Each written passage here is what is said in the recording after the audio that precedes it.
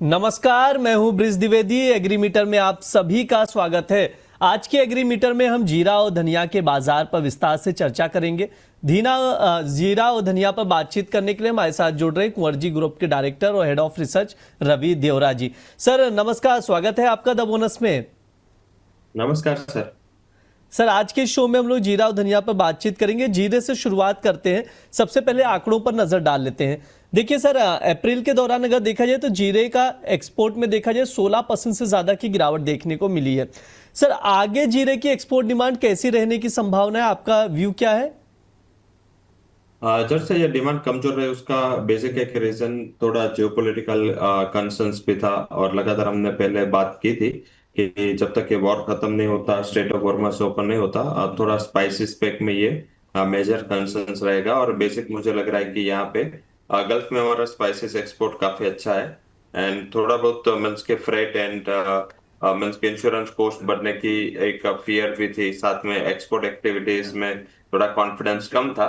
और इस हिसाब से क्योंकि लास्ट ईयर जो ईद की डिमांड थी वो लास्ट ईयर काफी अच्छी थी, और इस टाइम भी डिमांड अच्छी थी, but due to this geopolitical crisis, supply concerns, means के इतना कॉन्फिडेंस बन नहीं पाया। एंड स्टॉक्स भी थोड़ा कम अवेलेबल था डिस्पाइट ऑफ के क्रॉप अच्छा था। बट मुझे लग रहा है कि एक रीजन टेक्निकल है। अगर ये मीन्स के सॉल्यूशन आ जाता है तो आगे जाके फिर से डिमांड जारी होगी। जब मीन्स के नेक्स्ट फेस्टिविटी की ओर हम मूव करेंगे, एक आध महीना शायद अभी भी और जुलाई में कंसोलिडेशन रहता है, क्योंकि वैसे बारिश चालू होने के बाद थोड़ा स्पाइसेस में एक्सपोर्ट इंपोर्ट एक्टिविटीज की रुकती है। तो मुझे लग रहा है कि ये थोड़े कंसर्न के हिसाब से एक आध महीना ऐसे कंसोलिडेशन करेगा। बट कम एक्सपोर्ट ना डिमांड की कमजोरी की वजह से नहीं था, कम export due to this geopolitical event. मुझे लग रहा है कि थोड़ा कॉन्फिडेंस का अभाव रहा है इस साल। सर प्रोडक्शन पर भी आपसे व्यू लूंगा। आपकी क्या राय है, जीरा उत्पादन को लेकर क्या अनुमान है आपका, और मौजूदा समय में जीरा की घरेलू डिमांड कैसी, वो भी बताइएगा सर। घरेलू डिमांड में कोई ज्यादा फर्क नहीं हुआ, बट यस जो एक्सपोर्ट डिमांड है वो कम होने की वजह से एंडिंग स्टॉक बढ़ गया। क्योंकि लास्ट ईयर देखे तो कंपेरेटिव एक तो एक्सपोर्ट कम हुआ, साथ में क्रॉप भी इतना ही आया, एक्सपेक्टेशंस जितना ही। तो आई थिंक हिसाब से वैसे देखे तो प्राइसेस भी लाइक 19,900 से 20,000 के ऊपर कंफर्ट के साथ ट्रेड कर रहे हैं। तो 2-3% का और उछाल आपको यहाँ पे आता हुआ दिखा है। तो मुझे लग रहा है कि यहाँ पे वैसे बेसिक जो फैक्टर था, बेसिक जो मार्केट में प्रोडक्शन की उम्मीद थी वो यही उम्मीद थी, इससे कोई ज्यादा या कम नहीं थी। 11 लाख टन के आसपास की उम्मीद थी, और एग्जैक्टली 11 के ऊपर का ही फिगर हमने आता हुआ दिखा था। तो मुझे लग रहा है कि यहाँ पे ज्यादा कोई बेसिक कंसर्न्स नहीं होने चाहिए। सप्लाई एम्पल है, सप्लाई अवेलेबल है। एंड आई थिंक ये सप्लाई और ज्यादा बढ़ी जब एक्सपोर्ट कम हुए।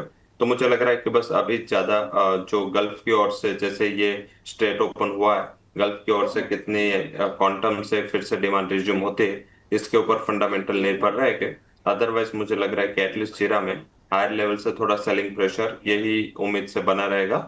और अभी थोड़ी करेंसी भी स्ट्रांग हो रही है, तो इस हिसाब से मुझे लग रहा है कि शॉर्ट टर्म में प्राइसेस साइडवेज टू नेगेटिव रह सकते हैं। ठीक है सर, एक बार प्राइजेस पर मैं आपसे और व्यू लूंगा। जैसे बीते एक महीने में अगर देखें तो एनसीडीएक्स पर जीरे में 2.5% से ज्यादा की बढ़त दर्ज की गई है। सर आगे का व्यू क्या है, मतलब शॉर्ट टर्म में जीरे का प्राइजेस का आउटलुक क्या है? जरूर से ये जो बढ़त है वो आई थिंक सस्टेन नहीं होगी। 20,800 20,700 मैक्स टू मैक्स ऊपर कोई पार्ट ऑफ शॉर्ट कवरिंग आ सकता है, बट उसके बियॉन्ड प्राइजेस क्योंकि मीन्स के बैलेंस शीट थोड़ी लूज हुई है, तो हिसाब से मुझे लग रहा है कि एंडिंग स्टॉक थोड़ा अच्छा है। एंड मीन्स के सबके पास क्वांटिटी है, मीन्स के बायर के पास भी है, सेलर के पास भी है, फार्मर्स के पास भी है, सब अपना स्टॉक है वो होल्ड करके बैठे हैं। तो थोड़ा भी प्राइस ऊपर आता है यहाँ पे तुरंत बिकवाली आ जाती है। तो आई थिंक मुझे प्राइजेस वैसे लग रहा है कि डाउन साइड एक बार 19,200 के लेवल आने चाहिए। जिसके पास भी स्टॉक है वो कुछ भी उछाल आता है 20,700 800 एक बार एग्जिट करके चल सकते हैं। ठीक है, ये सर की राय है जीरे के प्राइजेस को लेकर। अब धनिये की ओर रुख कर लेते हैं, उस पर भी बातचीत कर लेते हैं। सर अगर आंकड़ों पर नजर डाला जाए तो अप्रैल के दौरान धनिया के एक्सपोर्ट में करीब 37% की गिरावट देखने को मिली है। सर आगे क्या लग रहा है, आगे धनिया की एक्सपोर्ट डिमांड कैसी रह सकती है?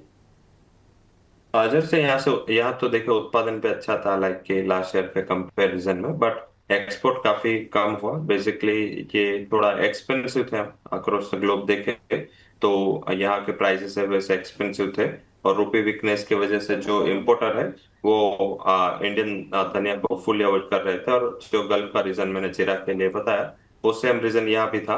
बट मुझे यहाँ पे लग रहा है कि बहुत ज्यादा कंसर्न्स नहीं होने चाहिए, क्योंकि आर्बिट्राज बड़ा था, वो आर्बिट्राज थोड़ा बहुत क्लोज हुआ है। बट मीन्स के यहाँ पे डिमांड भी अच्छी बनी रहेगी। एंड यहाँ पे अभी मीन्स के जो शोइंग के फिगर पे आएंगे, तो वो कंपेरेटिव उसमें मार्केट को उम्मीद है कि उसमें डिलेड क्रॉप होगा, अराइवल्स दोनों रबी खरीफ दोनों की डिले होगी, और डिलेड अराइवल में यहाँ पे थोड़ा बहुत प्राइसेस में कंसर्न्स बना रह सकता है। मीन्स सप्लाई रिलेटेड कंसर्न्स नहीं, बट सेंटिमेंट एक अपसाइड का व्यू बन रहा है। तो मुझे लग रहा है कि धनिया में मीन्स के ऑल ओवर जो एक्सपोर्ट के डेटा है वो फिर से रिकवर हो गए, यही महीने हो गए। जैसे ही मीन्स की जुलाई में स्ट्रेट ऑफ हॉर्मस ओपन हुई है, अभी ये ओपन रहेगी, यहाँ पे फिर से 7-8 thousand टन तो बहुत कम फिगर है। मुझे लग रहा है कि यहाँ पे अच्छे एक्सपोर्ट के डेटा आपको जुलाई के मंथ में आते दिख सकते हैं, और एक मंथ जो मई के डेटा आएंगे वो भी आएंगे, बट जुलाई ऑनवर्ड्स आपको अच्छी यहाँ पे रिकवरी आती हुई दिखेगी। ठीक है, ये सर की राय है। सर एक बार प्राइसेस पर भी बातचीत कर लेते हैं। बीते एक महीने में देखें तो धनिया के भाव में करीब 10% की बढ़ोतरी दर्ज की गई है। सर शॉर्ट टर्म व्यू क्या है, प्राइस आउटलुक क्या रहेगा धनिया का? मीन्स कि यहाँ पे बेसिकली मॉनसून का जो फैक्टर था, मॉनसून डिले होने का एक बड़ा रिस्क खड़ा हुआ था। एंड IMD स्काईमेट दोनों ने अपने जो अनुमान जारी किए, उसके बाद अक्रॉस द एग्री बास्केट अच्छा तेजी था। मेरे हिसाब से यही रीजन था जिस हिसाब से प्राइसेस 10% बढ़े थे, अदरवाइज इतनी डिमांड नहीं थी। इस हिसाब से थोड़ा मैचिंग चल रहा है। आई थिंक प्राइसेस अभी शॉर्ट टर्म में अंडर परफॉर्म करके ट्रेड कर रहे हैं। ऑल ओवर मुझे लग रहा है कि यहाँ पे थोड़ा बहुत डिप पे बाय करना उचित रहेगा, क्योंकि all over trend is still bullish. And I think धनिया में लास्ट ईयर का जो बैलेंस शीट था वो कंपेरेटिव टाइट था, तो हिसाब से यहाँ पे मुझे लग रहा है कि 14,000 का बेस है, 14,000 14,200 वो बना रहेगा। हावेवर ऊपर मुझे 15,200 15,500 मैक्स टू मैक्स दिख रहा है, वहां पे थोड़ा सप्लाई आना चाहिए। तो बेसिक रेंज बाउंड रहेगा, बट सेंटिमेंट वर्सेस अदर जो पियर है लाइक जीरा, तो यहाँ पे मुझे लग रहा है कि एक्सपोर्ट डिमांड बढ़ने से या स्पॉट इंक्वायरी बढ़ने से यहाँ पे प्राइसेस एक लेवल से अपर साइड ही बने रहेंगे। ठीक है, ये हो गई प्राइजेस की बातचीत। सर एक आखिरी सवाल रहेगा, अगर किसी को एग्री कमोडिटी में पोजीशन बनानी हो तो आपकी तरफ से टॉप एग्री कॉल्स क्या कुछ रहेंगे रिकमेंडेशन में? जब से एग्रीकल्चर में एक बाइक सेल रहेगा, पर्टिकुलर मॉनसून आ चुका है और हिसाब से थोड़े बहुत सेंटिमेंट कपास के सोइंग के इम्प्रूव हो रहे हैं, तो इस हिसाब से लग रहा है कि यहाँ पे थोड़ा cotton seed and cotton oil seed complex पूरा वीक रहेगा, तो यहाँ पे थोड़ा सेलिंग बढ़ सकता है। तो कॉटन सीड ऑयल केक में बिकवाली करें। वैसे भी डिमांड के रिलेटेड लैक क्लस्टर सीजन होती है ये। 3650 का टारगेट है, 3710 के स्टॉप लॉस के साथ आप यहाँ पे बिकवाली कर सकते हैं। टर्मरिक में 2 दिन से जो महाराष्ट्र में मानसून एक्टिव हुआ उससे काफी अच्छा करेक्शन आया है, और आज भी थोड़े प्राइसेस साइडवेज टू नेगेटिव चल रहे हैं। तो मुझे लग रहा है 2 ट्रेडिंग सेशन के आउटलुक के साथ यहाँ पे बाय करें। 16,300 के करीब 16,110 का स्टॉप लॉस होना चाहिए, और 16,780 का टारगेट है। एक क्यों बाय दिया despite of positive news related to monsoon, क्योंकि काफी डिले हो चुका है। लाइक अभी तो सोइंग खत्म हो गई होती है टर्मरिक ऑलमोस्ट, और अभी चालू भी नहीं हुई। तो मुझे लग रहा है कि अगर सोइंग रिकवर भी होगी तो भी लास्ट ईयर के कंपैरिजन से इस साल का जो क्रॉप है वो छोटा होगा। ठीक है, ये सर की राय है। 2 ट्रेडिंग कॉल दिए जा रहे हैं, टर्मरिक और कॉटन सीड ऑयल केक, जिन पर आप लोग नजर बनाकर चल सकते हैं। लेवल्स बताए हैं सर ने, उसके अकॉर्डिंग ही आप लोग रणनीति बनाइएगा। सर समय भी हो चुका है, प्लीज डिस्क्लेमर दे दीजिए। जो भी कमोडिटीज के बारे में चर्चा हुई है, कोई पर्सनल पोजीशन नहीं है। कंपनी के clients as well as company के फंड में थ्रू स्पॉट और डेरिवेटिव मार्केट ये पोजीशंस हो सकते हैं। कोई भी पोजीशन लेने के पहले आपके रिस्क के लिए फाइनेंशियल एडवाइजर के साथ कंसल्टेशन जरूर से करें। जी सर, बिल्कुल। बहुत बहुत शुक्रिया सर आज की चर्चा में जुड़ने के लिए। धन्यवाद सर।